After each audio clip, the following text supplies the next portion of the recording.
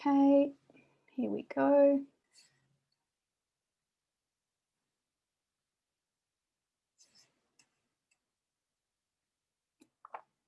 All right, can everybody see that? Fantastic. Okay, so my name is Linda Wilson, and today we're here to understand a little bit more about how to hack our own neurochemistry to be more productive and control our stress and anxiety. And there's a very specific reason why I've included controlling our stress and our anxiety, because those two things do directly impact on our ability to be productive. Just a quick disclaimer, this is not medical advice. It's not designed to be any form of diagnosis. If you have any questions at all about your emotional or mental well-being, please see your medical advisor. Please seek medical advice. So here we are. Awareness is key in this entire process. And the question is, how is it that you can actually make a difference and influence what's happening in your brain so that you can be more productive in any area of your life? And the way that we can do that is by understanding how emotional our mind is and therefore our brain is.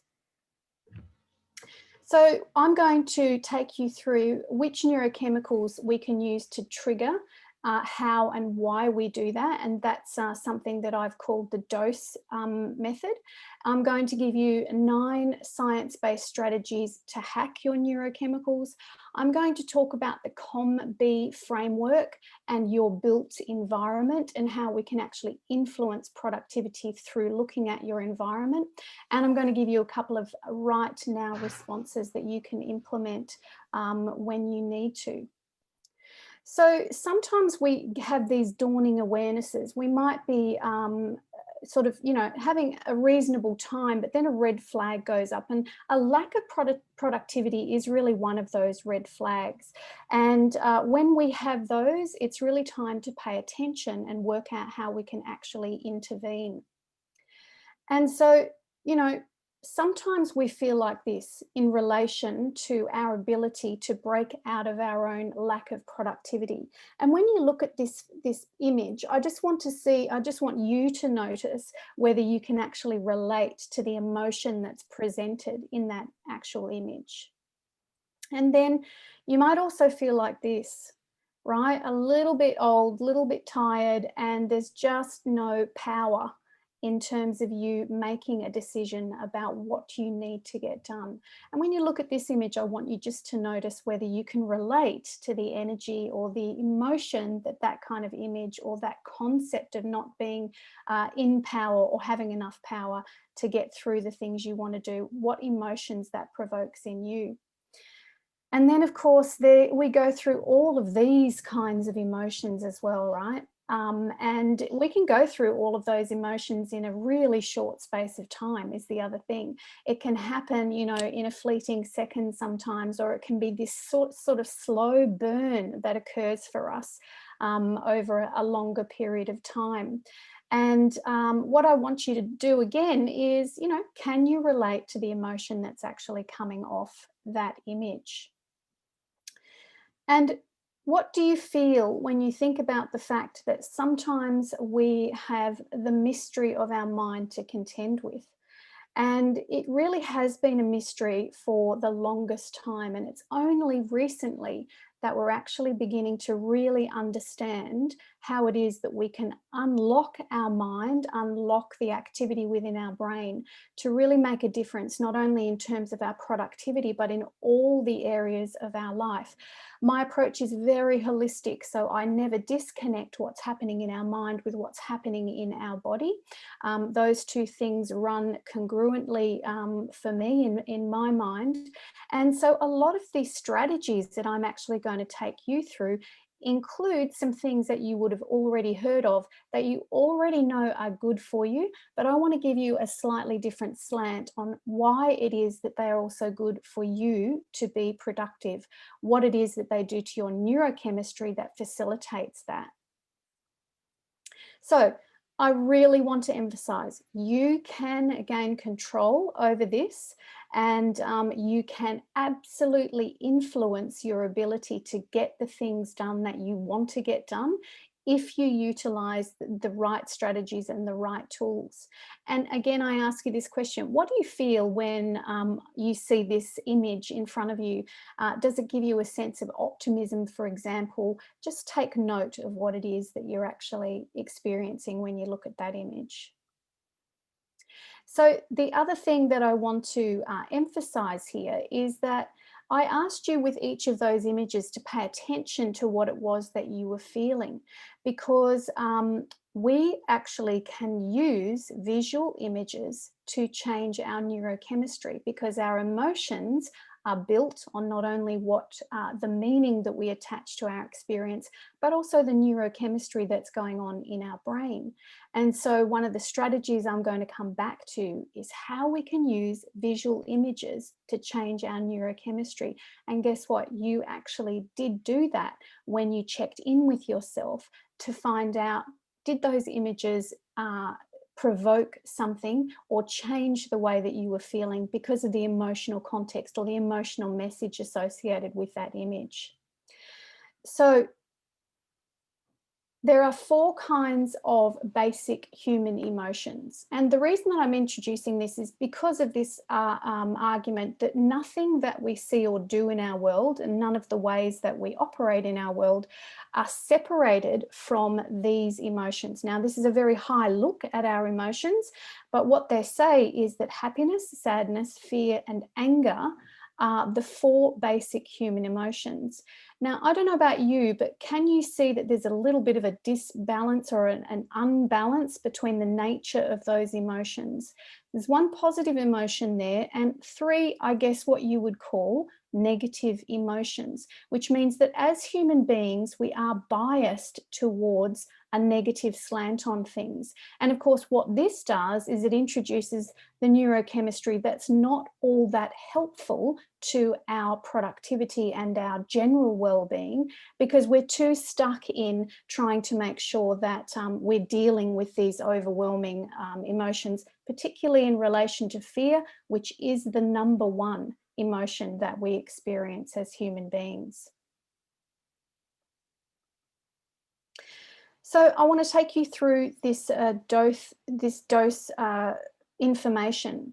DOSE stands for the four neurochemicals that make the biggest influence to our sense of well-being. So D stands for dopamine, and dopamine is a general feel-good neurochemical that is also really responsible for our sense of confidence. Dopamine is something that is used extensively in gaming. And if there's anyone online who's building courses, I highly recommend that you use some of the gaming technology to actually engage your audience so that they get that hit of dopamine, which is a reward, and they stay much more engaged in your content. So dopamine, very, very powerful way to coerce ourselves to actually stay engaged with material. The second one is oxytocin. Oxytocin is the cuddle or love hormone. We get a beautiful dose of oxytocin when we give someone a hug, when we're with people that we love, when we're in a community where we feel really safe. Serotonin is the happiness hormone, and we get that sense of really generalized well-being when we participate in certain things, and then we get the benefit of serotonin, that feeling of, oh, I'm okay, I'm doing really well. And then endorphin is where we have some beautiful impact on any pain that we might be experiencing, but also it really picks up our energy levels. So you can see that if we had a lovely balance in those four particular neurochemicals, we would be traveling really, really well. And the jobs that we're aiming to get done, the productivity that we need to actually have, is much more likely to follow when we're in this state rather than with anything to do with the more negative neurochemicals, such as adrenaline and cortisone, which are the stress and anxiety. So here's the very first thing that we need to do: move our body. Okay, this is not rocket science, but it is brain science. Moving our body gives us lots and lots and lots of those beautiful neurochemicals that I've talked about. Serotonin for our mood, dopamine for our reward and confidence, endorphin for pain relief. And if you're walking with someone that you really care or love about, or exercising with someone that you care and love about, you also get oxytocin. For the adults in the room, there's lots of ways that you can get a beautiful big dose of oxytocin, with the people that you love, of course. And what happens also when we're moving our body is that adrenaline and cortisol, which are those hormones that we do also need in balance, those hormones are actually processed through our system much faster. And that brings us back to our ability to focus using our executive functioning area at the front of our brain here and moving through our life productively. Using conscious awareness practices is the second tool, and that can include things to shift our mind, our brain, and our body. And those illustrations there stand for things like yoga, meditation, any faith-based practices such as prayer, or creative activities also give us that insight as well. And some of my favorite tools include a psychosensory tool called tapping. And with all of these activities, we're influencing our serotonin and our dopamine levels, again, to bring that lovely balance. The third tool is to make lists and to be very particular about what it is that you are actually reaching for. The whole idea around this is to create safety in our mind, because when we are focused, we're actually shifting away from fear and we're focusing in, we're directing our brain in the way that we want it to go. Map out your day for success. I'm going to come back to this concept of psychological safety in a little while, but map out your day for success. Again, what that does is narrow down our brain. It narrows down our thinking to the things that we need to get done. And whilst you're mapping out your day, make sure that you sprinkle some healthy habits in there so that we get that lovely dopamine reward. Every time you achieve at a task, every time you complete something, you get a dopamine reward. So depending on what you're setting up, make sure that those things are small enough so that you get those dopamine rewards frequently during your day. Number 4 is our tasks again. When we smarten up, when we learn something new, this is also a great way to get a dopamine reward. And I've already mentioned the whole gamification technology. Very, very powerful for us to keep our brains focused. So if you have tasks and along the way you reward yourself for the achievement of the steps towards the completion of your task, you are going to get through that task much more powerfully and positively as well. Utilizing your positive memories. So this is a very underutilized tool. We can go into a place in our life. It can be a memory. It can actually be a visual image. We used visual images at the start of this presentation. You can actually go into a visual memory of a time when you were feeling highly productive, highly capable, highly confident, and you can sit in that emotion that actually comes up when you remember those times. And again, you get that beautiful dose of serotonin, oxytocin, dopamine, and endorphin as well, depending on what it was that you were doing. So again, utilizing your positive memories as a reminder of your own capability and your own productivity is another way for you to manipulate your brain chemistry. Number 6 is utilizing all of your senses, because that's a great way to focus our brain as well. So for example, visually, we can be out in nature. That calms our entire physiology down.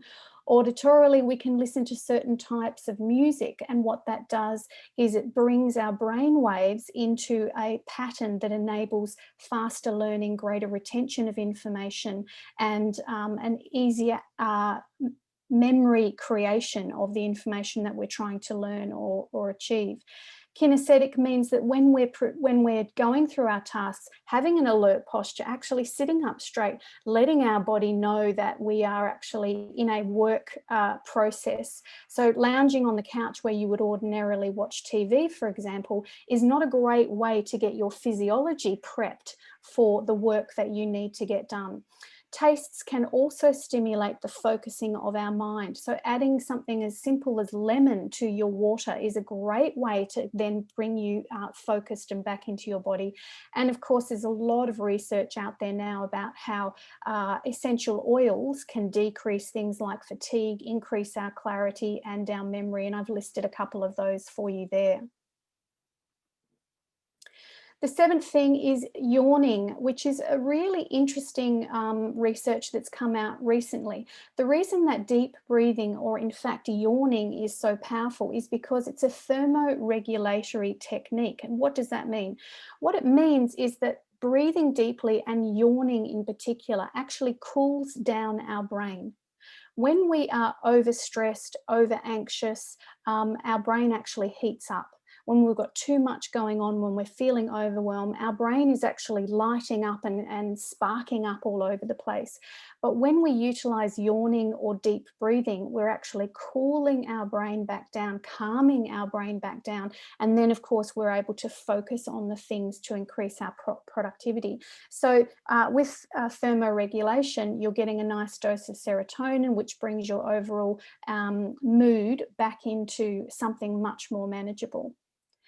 Number 8 is your mental diet, and that includes your sleep. So what are you doing to control your mental diet? If you're wanting to be productive, but you've just spent 3 hours watching a Game of Thrones, guilty, you can, you can throw your brain into a state that's not going to help you with your productivity.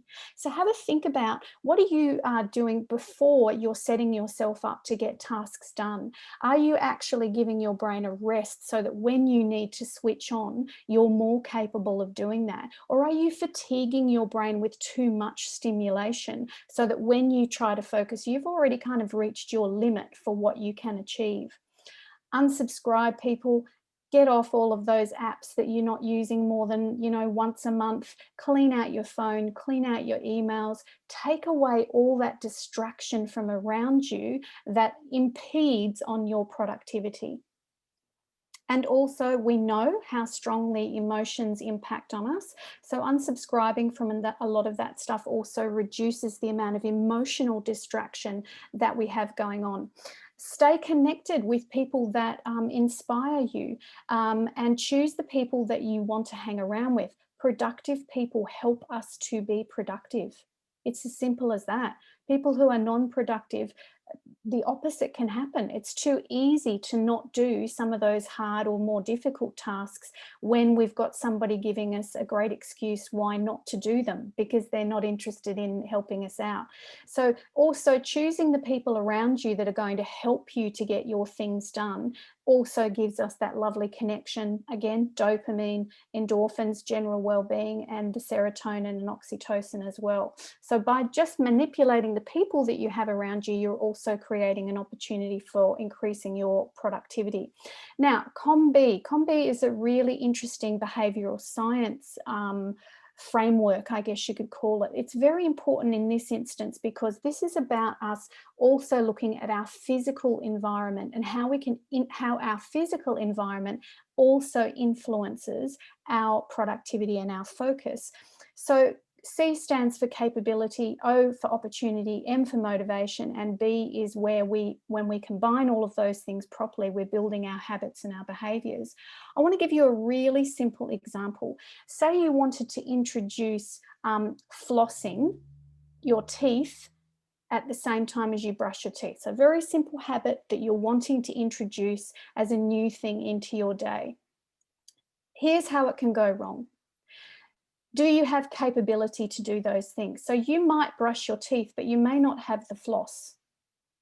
So you're not capable of actually combining those two actions, so you don't get it done. Do you have the opportunity? You might have the floss, but you then don't brush your teeth. So you don't have an opportunity to combine those two things again. And motivation, you have the floss, you brush your teeth, but you just can't be bothered to floss. So there's so many ways that using this simple framework here, we can recognize where it is that our productivity might be being influenced by our external environment. Have we got everything we need in the same room with us? And do we have our goals and our motivation set up enough to actually get the job done, so to speak? And of course, when you combine all of those things, you're building habits and behaviors that are going to stand you in good stead. 5 things to do right now so that you can actually reach your productivity goals and desires is to assess your external environment. Do you have everything you need? Internalize your desired outcome. Use those visual images to actually get you focused and motivated to achieve what it is you're wanting to achieve. Create your plan. Without a plan, your brain does not know where to focus, and so it'll take you everywhere else except where it is that you want to go. Create your mental environment, again, using that visual imagery or those lists that you've created so that you know exactly what you're going to do. And a bonus is gratitude. When you get something done, give yourself a reward, a pat on the back, and experience the gratitude for what an awesome and productive person you are. Could somebody give me a bit of a time check? Where are we at? Because my screen is not helping me out at all. Gary, are you able to unmute? So it's 10:35. So we start. So we're about 20 minutes Beautiful. left. Beautiful. Okay, fantastic. Thank you for that. So how do we set up this concept of psychological safety in relation to productivity goals? This is a really interesting idea. Psychological safety is originally a concept that was related to teams and the communication between teams. And what they discovered is that when an employee or a person felt a sense of psychological safety or a sense of connection and cohesion within the groups of people that they were working with, they were far more likely to learn more. Their motivation would be higher and their behavior would be in line with what the desired outcome of the organization or the team was meant to be. So I've shifted this idea of psychological safety from an external focus to an internal focus. And what I mean by that is, how can you make the goals, the productivity goals that you're setting for yourself, psychologically safe? Now, you might say, well, they're my goals. Why wouldn't they be safe? But there's a lot of reasons why the goals that we set are unsafe, and they actually trigger the wrong kinds of neurochemistry. They trigger the neurochemistry that creates anxiety or stress rather than the neurochemistry that creates excitement, a sense of confidence, a sense of calm, and a sense of achievement. So we do need to be careful about the goals that we're actually setting before we get started if we want to be productive. So here's a few things that you might like to think about when you're setting your goal. Your goal has to have a powerful emotional significance. As I said, we're driven by our emotions. So you want to choose the emotion that's going to drive you the most. And I can tell you that it is the positive emotions that we're looking for here rather than the negative ones. The emotional significance that you're looking for is that on the achievement of that goal, once you've completed all of the tasks that are associated with that goal, you are going to get a really powerful reward, whether that actually be that you're going to be able to afford to purchase something that you've wanted, pay off a debt, do something beautiful for another person.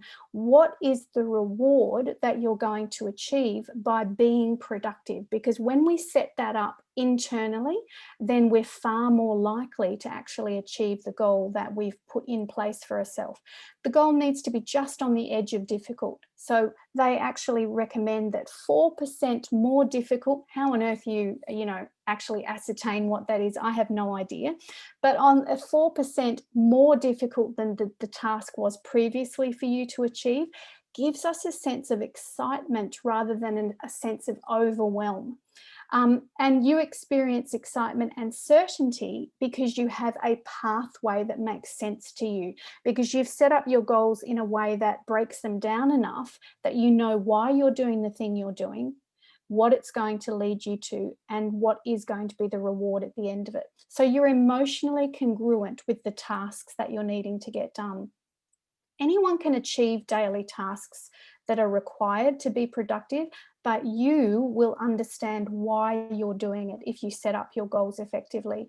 And I also really encourage you to review your reward daily. So if you get stuff done, reward yourself for it in whatever format makes sense to you. I don't recommend chocolate cake every day, but really patting yourself on the back and saying, job really well done.